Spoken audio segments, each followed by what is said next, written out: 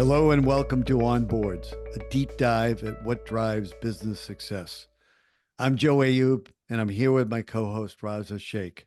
Twice a month, Onboards is the place to learn about one of the most critically important aspects of any company or organization, its board of directors or advisors, with a focus on the important issues that are facing boards, company leadership, and stakeholders. Joe and I speak with a wide range of guests and talk about what makes a board successful or unsuccessful, what it means to be an effective board member, and how to make your board one of the most valuable assets of your organization. Before we introduce today's guest, we want to thank the law firm of Nutter, McLennan and Fish, who are again sponsoring our Onboard Summit this year, taking place on October 22nd in their conference center in the Boston Seaport. They've been incredible partners with us in every way. We appreciate all they have done to support this podcast. Our guest today is Pam Lenehan. Pam has 22 years of experience as a public company director, serving on 7 public company boards, where she has been chair of the board, presiding director, and has chaired both audit and compensation committees. Pam currently serves on the board of ATN International, where she chairs the audit committee and is a member of the Nom/Gov committee. During the course of her years of board service, she has been involved in IPOs, equity and debt financings, acquisitions, divestitures, restructurings, auditor changes, sale of the company, cyber breaches, activist engagements, and planned and unplanned CEO succession. Pam also serves on the boards of the Center for Women and Enterprise and NACD's New England chapter. She is also co-chair of the Boston chapter of Women's Corporate Directors and a member of the Women Leaders Network and the Massachusetts Women's Forum. Welcome, Pam. Thanks for joining us today on Onboards. Well, thank you for having me. So before we get into details, talk a little bit about the deep public company board experience you have. You've been exposed to multiple governance situations over these many years, and it'd be helpful if you could just elaborate a little on some of that.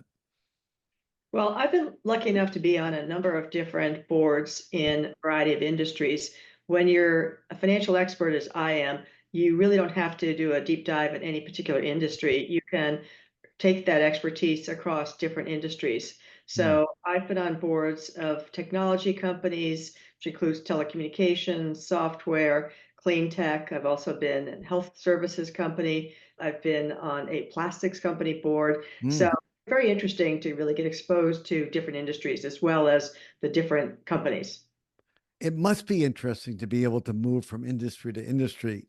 In a former life, I was a trial lawyer, and what I did was largely industry agnostic. So I would learn everything about laser beams, and then I would learn everything about some other subject. And that's part of why I loved it. So I can really relate to the fact that each board in its way, while there are so many common things, but each board is actually unique and provides a unique experience for a board member. That's true. I think one of my fellow board members said that your board experience is an N of one, that every company is different. And that even if you're in the same industry as a prior company, the management team is different, the industry dynamics are different, the products are different. And so you really have to go in with a learning mindset. You have to be a lifetime learner in order to really understand the business you're getting involved with. I love thinking about going into it with a learning mindset. I think that's part of what we talked about earlier, and we'll get into that. Being a board member is a job. And obviously, if you're taking a new job, there's a lot to learn, no matter how much you've learned in the past. So it's a great, great attitude to have. One of the things we talked about when we spoke last week was how much in the new world, so to speak, has been added to the plate of fiduciary boards. There's all the stuff that boards always had to do. And then there's a whole bunch of new things, anything from cyber to AI. We can go through it later, but it has created a situation that many people think has really added to the board responsibilities. So we'd like to talk a little bit about how you've experienced the evolution of board responsibilities. What are some of the things you've noticed that have changed over the years, requiring more time from a board member? Well, I think one of the things is that boards have always really had to focus on risks. What are the risks that businesses face, both externally and in their own product development, their own people? I always say that we've historically implicitly considered risk, but now we have to explicitly consider risk because we're having Mm. much more reporting. And so really you have to specifically think about not only what are the risks we have, but how are we going to allocate those among the different board committees? There's much more focus on board oversight of those risks. And therefore, how do we as a board think about risk?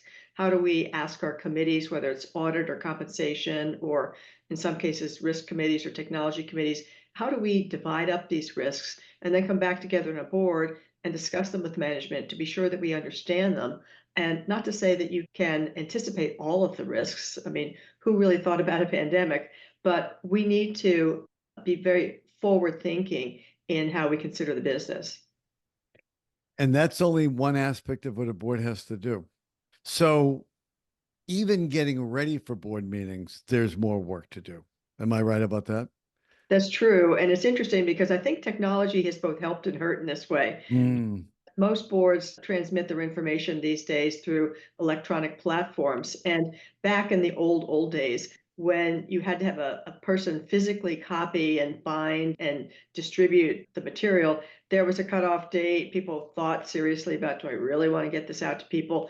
But now, oh, we'll just add this article or we'll just add this presentation.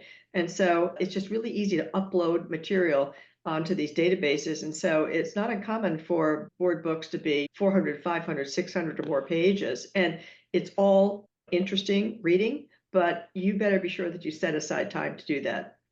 That's a lot of reading. Is it because there's more being covered, or is it part what you've just said, which is it's so much easier to just add it to the binder? Well, I think it's both. And I think boards are asking companies to provide them more information in advance. I think that we talked about one issue is that it used to be that boards kind of arrived and sat there and there was PowerPoint after PowerPoint. And now what boards are saying is, look, we have very limited time together. So let's spend that time together discussing, hearing what each other think, talking to the management team. So let's do a lot of the work before the board meeting. So we walk in there educated and then we're able to really discuss and analyze things. As we've discussed, I think that's great because it means people taking the role of a board member seriously because it is serious. Well, any company, public or private, it's serious. So that's a good thing. Part of the question that regularly arises when discussing how board meetings and governance has changed is, do you lose some of the social trust interaction among board members because there isn't as much time to have a cup of coffee or to have a drink or to have lunch together? How does that work? How has the more limited time for socializing impacted board interaction? Well, I think boards have to be very deliberate in thinking about that. We've gone to more meetings. When you look at our schedule for the year, do we really need to fly in for every meeting? Or should some of those meetings be on a video platform? And that's where you really miss, is not to say that you don't have good discussions and good interaction. There aren't those little side issues in between presentations or getting up and walking out to lunch and just having that casual chats to people. Or let's say that you're going on a tour and you're getting on the bus together and you're sitting talking to your fellow directors. So therefore, when you are together, you really do need to plan that time, whether they are dinners, whether they are times for the independent directors to have breakfast together. Mm. But there definitely is less socializing than there used to be. Yeah. And I will say that when we came out of COVID and there were meetings that were starting in person, it really struck me how much that I, as a board member, but the board had missed being together. There's stuff that gets done over virtually that you can get it done, but at least what I sensed was a little less amicable back and forth. People, let's get this going, let's move, let's talk. And of course, time is very valuable, but it was less collegial, I guess, is what I experienced. I don't know if that ever came through to you at all? I was on two boards during COVID, and both CEOs were very much in person meeting people. And so I Mm, remember we still laugh about one of them, our first board meeting, it was probably May of 2020, so mhm. very early in COVID. We decided we'd have an outdoor board meeting for the board members who were local. And it turned out to be one of those days, for those of you who are in New England, you know this, where you think April is spring, it's not. It was like mid 40s, and we had it outside at a nonprofit. And our CEO was not very good on the technology, so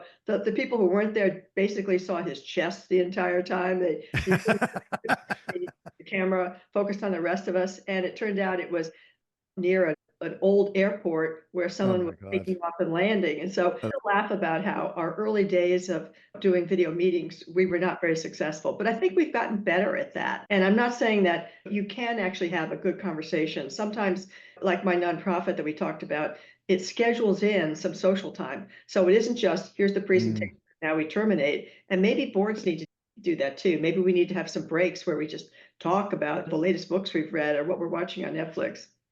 Yeah, I agree. That is a good idea, actually, because I think the trust among board members is so critical. So, another thing we talked about was how both board meetings and committee meetings are longer. Committee meetings are more frequent because so much is flowing down to committees. And in addition, one thing committee members are doing is meeting more often with members of the C-suite. If you could just talk a little bit about how that has impacted the time and energy that it takes to really do your job as a board member. Well, I think you just have to really schedule it. So I'm chair of an audit committee, and we look out 2 years to really schedule meetings, but also Mm, what are we supposed to be covering? What does our charter look like? What meetings are we going to cover those topics? In this particular company, we separate the earnings calls, which are usually very pressured. You need to understand what those earnings are. What is the message you're going to communicate? Are you changing guidance? What's the press release look like? And then we have a separate meeting when we cover the other issues that we want to talk about. What's going on the accounting side, what's going on in cybersecurity, you get your updates, a lot of the new disclosure requirements, where do we stand on those? And so we end up with at least 8 meetings a year, the four wow. earnings calls and then the four where we're covering other subjects. That's a lot of meeting time. It really is. I was going to ask you, how are some of these things impacting particularly public company boards, which you just kind of went through?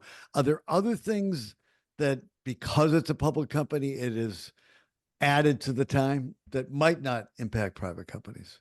Right, right. Well, I think I told you that I was on two private equity companies that eventually went public. And my experience with private equity companies was very positive. You're sitting next to your major shareholder. Yeah. Your entire focus is really on the strategy of the business and the execution.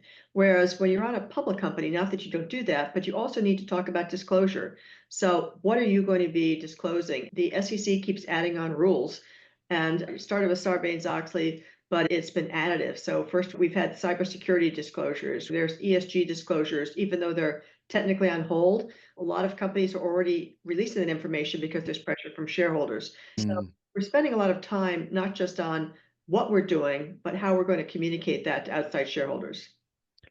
Is there more shareholder activism, do you think? Oh, yes. I've been involved in three pretty active activist situations, and we all need to think like activists because these people are Mm. smart and they have good ideas. Now, they might not always understand how it would impact the company, and they can't always understand what the board is doing. In one particular case, the company was in the process of trying to effect a sale of the company, and the activist came in and said, I think you should sell the company. And we agreed with the activist, but we couldn't say that because we hadn't publicly disclosed it. Ah, yeah, So you have to be really careful what you say to these shareholders. yeah, that I believe. Pam, with this backdrop of increased responsibility, if we consider board a team at each level and committees are teams as well, then you need a leader for that team. And that's usually the chair or the independent director or lead director type of role. Maybe talk a little bit about the importance of the increased responsibility of the board chair under these circumstances. Well, I think that the board chair has always had one of the major jobs is to be sure that all the voices in the boardroom are heard. And so as we put together boards these days, I'm sure we'll talk about board composition. It used to be very much of a group of generalists. And so people who were very good at a lot of different things and people who were just good general managers. But that's not what is required of us these days. We need 3 people understand finance to be on the audit committee, one of whom needs to be a financial expert. You are probably looking for 1 or 2 industry experts. You may be looking for people who have technology backgrounds. You may be looking for a former public company CEO. So these people are very diverse, and you need to be sure that you're getting the best performance from all of them, and we all learn from each other. So you can't just have 1 or 2 people monopolize the board conversation. You need to hear from each of the directors, and you need to think about what is the composition of the board? What skills do we want to have in the boardroom? And what could our expertise that we can hire from the outside? It almost sounds like that it's not just a team, it's an elite sports team that has to not only work together well, but each has its individual strengths in areas as well. Any tips for the board chair? I think that we often see that phenomenon of the expert in the room. How do you deal with that? Like, not to have just one person who really just knows something about an area. How can the board collectively be doing all of that? Right. Well, I think we talked about how I was talking to a private equity investor. He was looking for new directors, and he said he couldn't afford to have a pommel horse guy. And I said, well, what do you mean by pommel horse guy? And for those of us who watched the Olympics, we remember that the men's gymnastics team had very talented people, but one person who went on to get a medal, he was the expert on the pommel horse, and he wasn't involved in any of the other activities. I think that no matter what your expertise on a board of directors, you need to have some level of knowledge of other things. You may not want to be on the audit committee, but you need to understand finance and you need to understand budgets. You may not be a technology person, but you need understanding of the technology impacting the business and the major issues in cybersecurity. Yes, maybe each have your expertise, as you said, in a sports team, but you still need to be a team and you need to know what the rules of the game are and what the objectives are. Yeah, and I think that's a great analogy. I would come back, as I did the last time we talked about this, to say, yes, not every board can afford to have the pommel horse guy. On the other hand, having him on the Olympic team allowed them to get the gold medal, which means that there are cases when that guy or that gal is critical to the operation of the team or the board. So, what are some of the areas of expertise where a board might want to consider having that pommel horse guy? Well, I think one area might be the industry. For example, I was on a board where we had somebody who, in fact, was an entrepreneur and had sold a major piece of the business to the company and understood the industry at a level that none of us really could because he was in the industry, he had built a large company in the industry, he had understood the customers, and he'd never been on a public company board before. And so you might say, oh, well, why would we want somebody who is not a public board member on this large company board? But the fact is that he had a tremendous experience and he was a wonderful voice for us customer wise in the boardroom. Great example. Thanks. One of the implications of that has been the time commitment to serve on boards. We can guess and estimate that it could be anywhere between 100 to 300 hours per year for a given board service, or maybe even more. So talk a little bit about that and advice for board members on how many of these should they take, how to actually effectively then be able to contribute to all of the boards that you're a member of. Well, I've never heard anybody say it's 100 hours, so I'd like to see that for Me either. well over 200. And I think what I advise people is what they forget is a lot of these hours are weekend hours. The management team leaves, and on a Thursday night, they load everything up to these board portals. And there you are reading over the weekend to be sure that you've read these multiple 100-page documents so that you can be prepared for the board meeting the next week. The other thing to realize is that no matter what timetable you have, you may know these meetings 2 to 3 years in advance, you plan them all out. There are mergers that come up, there are customer issues that come up, There are succession issues. CEOs get ill, they might need to be replaced. So you need to really have flexibility. So if you're somebody who's got a full-time job and say that I can only attend these meetings and nothing else, you probably shouldn't be on a board at that point in your career. The most boards I was on was 3 boards, and it was difficult, but the only reason it worked for me is they had 3 different fiscal year ends. Mm. It worked that way because I was on the audit committee, and all that heavy time of the end of the year and the end of quarter, it just happened to work out well for their reporting schedule. I think it comes back to what one of our colleagues said, that being on a board is not an honorific position. It is a real responsibility. It involves a lot of time, commitment, and effort. Be aware of that and don't take board positions just for the sake of it. Anybody who's been involved in an activist situation where there are Oh, lots of unplanned calls will tell you that you may think that you're being paid a lot, but you might be paid less than minimum wage when you start trying to figure out the hours, which none of us like to do. 24/7. It's some cases, it's Yeah. crazy. So along the lines of the increased responsibilities of board members, one thing is with all the issues that we now have for boards, it's really incumbent upon the board member themselves to stay on top of the issues that are impacting their company. What kinds of things should board members be expected to do? How much comes from the company, and how much is really up to each individual board member to make sure that he or she is up to date on the issues that are impacting the boards they sit on? I think that you get a lot about the industry from the company. And the company can really tell you what they're facing, what they're seeing with their customers, et cetera. And you may want to do some outside education on that. But I think that where the areas where we have a lot of resources are on the governance side and a lot of the issues with public company reporting. And so what Mm. you see is you see that, for example, National Association of Corporate Directors, which is the largest domestic director education group. I'm a member of Women Corporate Directors. As you mentioned, we have very good conversations there. The auditing firms all have board excellence centers. They have great programs. The law firms have very good programs. In fact, you can spend a lot of your time, in fact, some people say most of your time, just being educated. But it really is interesting to hear other directors and what they're facing, because I've learned a tremendous amount from not just my fellow directors in my own boardrooms, but from other companies, and hear about what they're facing. Yeah, and when you think about it, it makes perfect sense. I mean, your board may be great, but it's only so many people. So having a broad group of board members who may have faced different things, seen and had to address different risks, for example, incredibly valuable. One thing you brought up before is that from the perspective of the CEO, the work that senior management has to put in for these meetings is significant.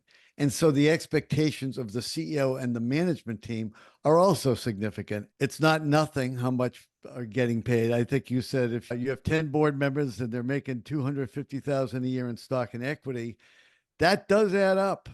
So what are the expectations of the CEO and senior management? How has that changed? Well, I think in some ways they're finding us more critical.